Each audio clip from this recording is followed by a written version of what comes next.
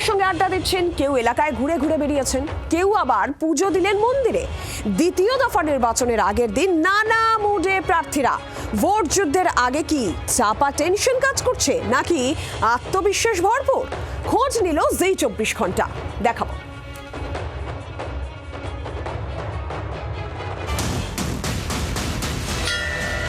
রাত পেরোলেই ভোট, বিধানসভার দ্বিতীয় দফা, শেষ দফা।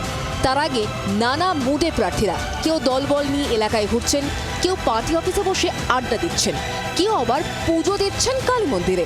ভোটের আগের দিন প্রার্থীদের মন কি বাত বোঝার চেষ্টায় জি 24 ঘন্টা। তিনি দীর্ঘদিনের পোর খাওয়া রাজনীতিবিদ, তিনি দীর্ঘদিনের পোর খাওয়া সাংবাদিক, তিনি একাধারে সাংসদ, কিন্তু সরাসরি পাবলিক ম্যান্ডেটে ভোটের ময়দানে তিনি প্রথমবার। এই অবস্থায় কুণাল ঘোষ, যিনি নির্বাচনে তার নিজের নামে কুণাল কুমার ঘোষ লেখেন, তিনি বেলেঘাটা বিধানসভা কেন্দ্রের তৃণমূল কংগ্রেসের প্রার্থী, এবং তার কাছে অবধারিতভাবে প্রশ্ন থাকবে, যেদিন নাম ঘোষণা 3 ঘন্টার মাথায় আপনাকে রাস্তায় দেখেছি, প্রচার করতে দেখেছি। আমার মনে হয় তার আগে 30 বছরও দেখেছেন। তার কারণ এই যে জায়গাটি, মাননীয় মুখ্যমন্ত্রী এবং অভিষেক বন্দ্যোপাধ্যায়কে ধন্যবাদ যে আমি হোম কনস্টিটিউয়েন্সি থেকে লড়ার সুযোগ পাচ্ছি। ফলে এখানে রাজনীতি, এখানে ক্লাব, আমি পরবর্তীকালে সাংবাদিকতা যাওয়ার পরেও আগে আমি এখানে ওয়াল রাইটিং, বুথ এজেন্ট হওয়া, এগুলো তো আমার সব নিজে হাতে কলমে শেখা করা। এবার পরবর্তীকালে ক্লাব, পুজো, ঈদ, বসে আঁকো, নানা রকম, ফলে এই জায়গাগুলো একদম পরিচিত। Just the eve of the red letter day, মনের মধ্যে কি চলছে? সেরকম কিচ্ছু চলছে না, কারণ আমি এত অল্প বয়স থেকে এইসব রাজনীতি করেছি।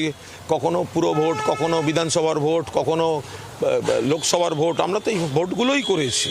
এবার পরবর্তীকালে রাজ্যে আমি বিভিন্ন জায়গায় প্রচার করে বেরিয়েছি। আর ভোট মেকানিজমটা মূলত নিজেদের এলাকায় যতটা সম্ভব করা যায়। পঞ্চায়েতে, পূর্ব মেদিনীপুর নন্দীগ্রাম, ওই জায়গায় নন্দীগ্রামে পঞ্চায়েতে জেলা পরিষদ লেভেলে নন্দীগ্রামে কিন্তু 10,454 ভোটের লিড ছিল তৃণমূলের।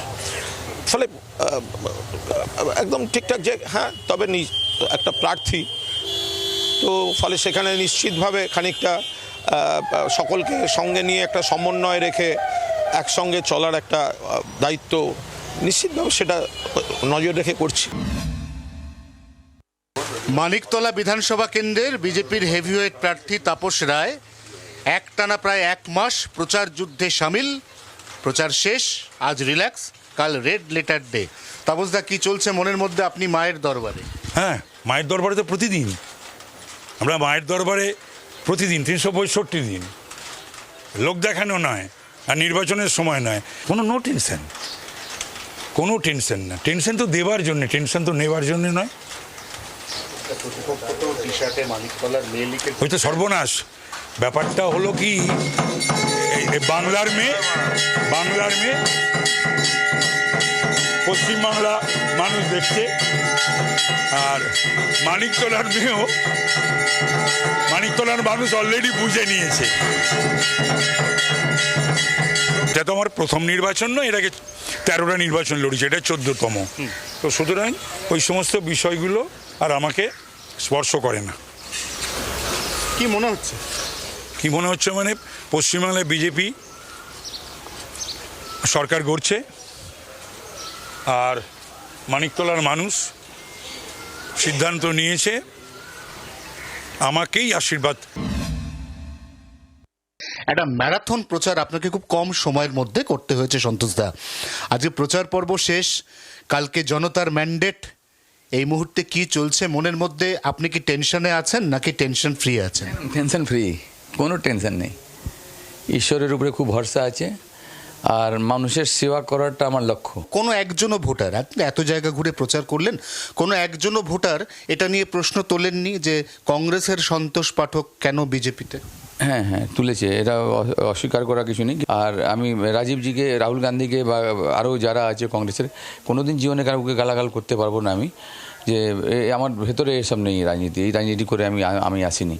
কিন্তু আমি যে দলটা যেখানে করছি তাকে তো আমাকে মোদিজি আছেন বা আরও যারা অমিত শাহজি আছেন তাদেরকে তো আমাকে ওনার সঙ্গেই চলতে হবে, যার সঙ্গে। অন্তত একদম শেষ প্রশ্ন, আজকে রাতে ঘুম হবে আর কালকে সকালে কটায় উঠবেন, কখন যাবেন কাউন্টিং? না, কালকে গতকালও আমি 2টোর সময় শুয়েছি। আমার একটা হ্যাবিট, মানে 4:30 5টার সময় এমনি ঘুম ভেঙে যায়। যত রাত্রি শুই আমি, কিন্তু সকালে 4:30 5টার সময় উঠে পড়ি আমি। যেটুকু মাঝে ঘুমোচ্ছিলেন সাউন্ড স্লিপ হতো তো, আজকে সেটা হবে না, এখনো আজকে হবে না, কালকে পর হবে। সবাই কম বেশি ফুরফুরে, জয় নিয়েও প্রত্যেকে আশাবাদী।